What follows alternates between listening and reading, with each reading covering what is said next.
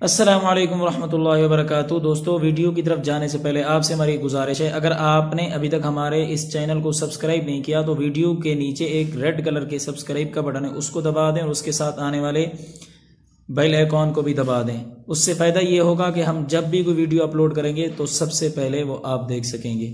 تو آئیے چلتے ہیں اب آپ کی فیوریٹ ویڈیو کی طرف۔ شکریہ۔ پھینکا جائے گا کافر لوگوں کو جہنم کی طرف گروہ در گروہ، حتیٰ یہاں تک کہ اذا جاؤہا، جب پہنچیں گے اس پر، فتحت ابوابہا، تو اس کے دروازے کھولے جائیں گے، وقال لہم خزنتہا، اور ان سے کہیں گے دربان جہنم کے، الم یأتکم رسل، کیا نہیں آئے تمہارے پاس رسول، منکم، تم میں سے، یتلون علیکم، تم پر تلاوت کرتے، آیات ربکم، تمہارے رب کی آیات، وینذرونکم، اور تمہیں ڈراتے، لقاء یومکم ھذا، اس دن کی ملاقات سے، قالوا، کہیں گے بلا، کیوں نہیں، ولکن حقت کلمۃ العذاب، لیکن ہم پر سچ ہو گیا اللہ تعالیٰ کا عذاب، فیصلہ، علی الکافرین، کافروں پر، یعنی اللہ تعالیٰ کا فیصلہ کافروں پر ثابت ہو گیا۔ پیچھے ہم نے رکوع کے اندر اللہ تعالیٰ کی قدرت، اور کل کے درس میں ہم نے یہ سنا تھا کہ اللہ تعالیٰ قیامت کے دن سب کو اپنے سامنے کھڑا کرے گا، جمع کر دے گا، اور پھر جمع کرنے کے بعد ہر ایک کا حساب ہوگا، ہر ایک کے سامنے اس کا نامہ اعمال رکھا جائے گا، اور اس کو وہ پڑھے گا، پھر تمام تر باتوں کا وہ اعتراف کرے گا۔ انبیاء علیہ السلام گواہی کے لیے اور بھی گواہ لائے جائیں گے۔ یہ تمام تر معاملات ہونے کے بعد اب آخری آیت میں کیا تھا کہ اللہ تعالیٰ پورا بدلہ دے دیں گے جو کچھ دنیا کے اندر کیا ہوگا۔ اب جہنم والوں کو جو بدلہ ملے گا، کہا کہ وسیق الذین کفروا، اب کیا ہوگا، فیصلہ ہو گیا کہ یہ لوگ جہنمی ہیں، دنیا کے اندر انہوں نے اللہ تعالیٰ کی نافرمانیاں کی، کفر کیا، تو اب ان کے لیے فیصلہ ہو گیا۔ اب وسیق الذین کفروا، سیق کے معنی ہوتے ہیں ہانک کے لے جانے کے، چلائے جانے کے، تو کافر لوگوں کو چلایا جائے گا، ہانکا جائے گا ان کو، کس کی طرف، جہنم کی آگ کی طرف۔ ظاہری بات ہے، جہاں سزا ملنی ہے تو وہاں آدمی خود سے تو چل کے نہیں جائے گا، بلکہ اس کی طرف لے جایا جائے گا۔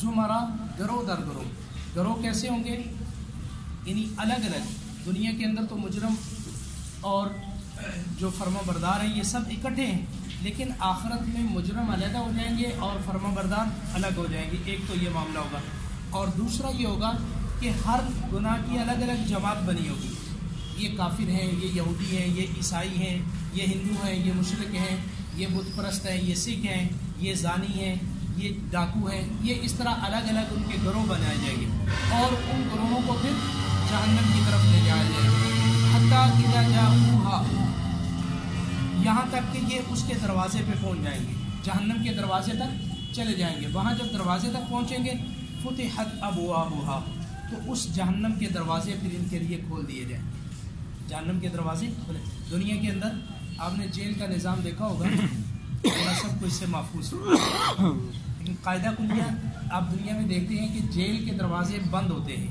جیل کے دروازے بند ہوتے ہیں۔ جب مجرم قیدی کو جیل کے دروازے پہ لے جایا جاتا ہے تو اس وقت پھر اس کا دروازہ کھول دیا جاتا ہے۔ مجرم جب اندر چلا جاتا ہے تو پھر اس کے بعد جو ہے دروازے کو بند کر دیا جاتا ہے۔ اب جو مجرم جاتا ہے اس کا ساتھ بایو ڈیٹا بھی جاتا ہے کہ بھی یہ مجرم کون سا ہے، یہ قاتل ہے، یہ چور ہے، یہ زانی ہے، یہ فلاں ہے، اس کے اوپر کون سا مقدمہ ہے، وہ سارا اس کا ڈیٹا اس کے ساتھ جائے گا وہاں پہ، یہاں دنیا میں بھی جاتا ہے۔ تو اب جب یہ دروازے پہ پہنچیں گے اور جہنم کے دروازے ان کے لیے کھول دیے جائیں گے، تو جو جہنم کے دروغہ ہیں، جہنم کے جو دربان ہیں، 19 فرشتے مقرر ہیں، اور ایک ان کے امیر ہیں مالک۔ جنت کے دروازہ رضوان ہے اور جہنم کے دروغے کا نام مالک۔ 19 فرشتے وہاں پہ مامور ہیں اور مالک ان کے امیر ہیں۔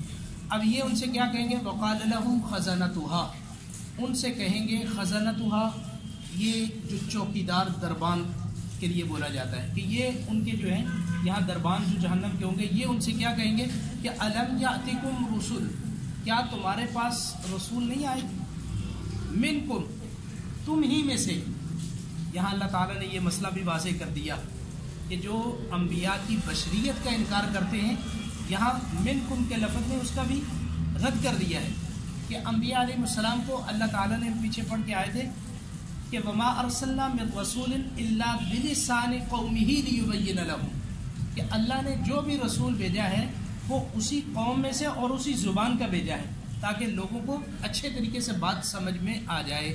ظاہری بات ہے اگر ہمارے پاس کوئی پشتون آ جائے گا تو ہمیں کیا سمجھ آئے گی؟ اس کی پشتوں کی سمجھ نہیں آئے گی. ہم کہیں چلے جائیں تو اگر کوئی اردو نہیں جانتا، پنجابی نہیں جانتا، تو وہ ہماری بات کو سمجھ نہیں پائے گا. تو یہ اللہ تعالیٰ نے جتنے بھی انبیاء بھیجے، رسول بھیجے، انہی کی قوم میں سے بھیجے.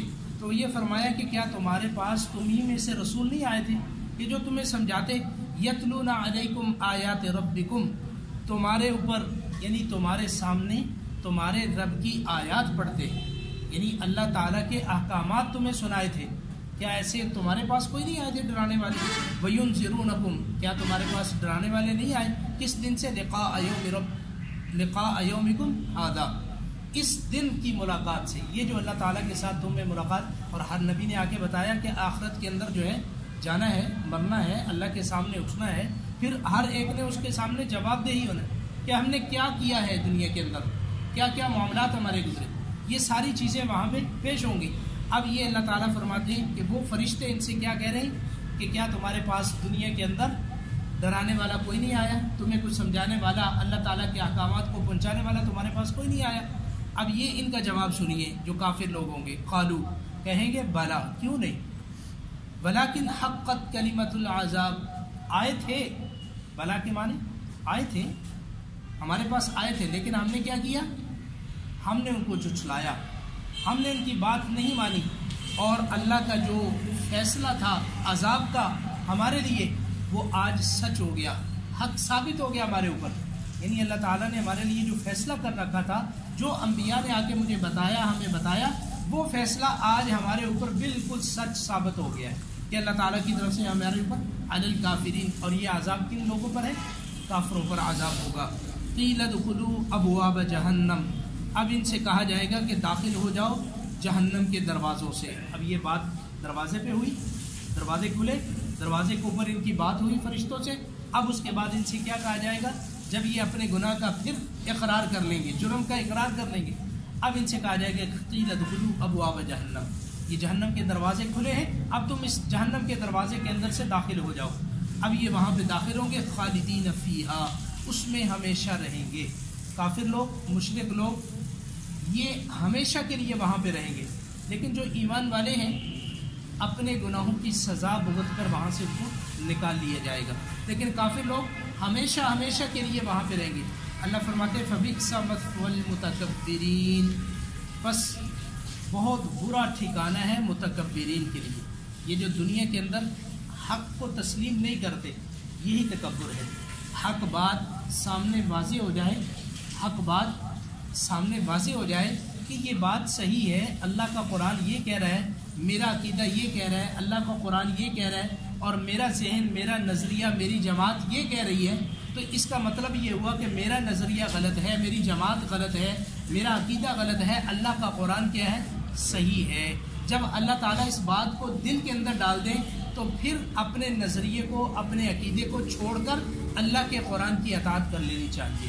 پھر ایسا نہیں ہے اب جو ڈٹ گیا تو سب اس نے کیا کیا؟ اللہ کے سامنے تکبر کیا. تو اللہ کو یہ تکبر ناپسند ہے، اس لیے اللہ تعالیٰ نے فرمایا کہ بہت برا ٹھکانہ ہے تکبر کرنے والوں کے لیے. اللہ مجھے اور آپ کو سب کو جو ہے اس ٹھکانے سے محفوظ فرمائے.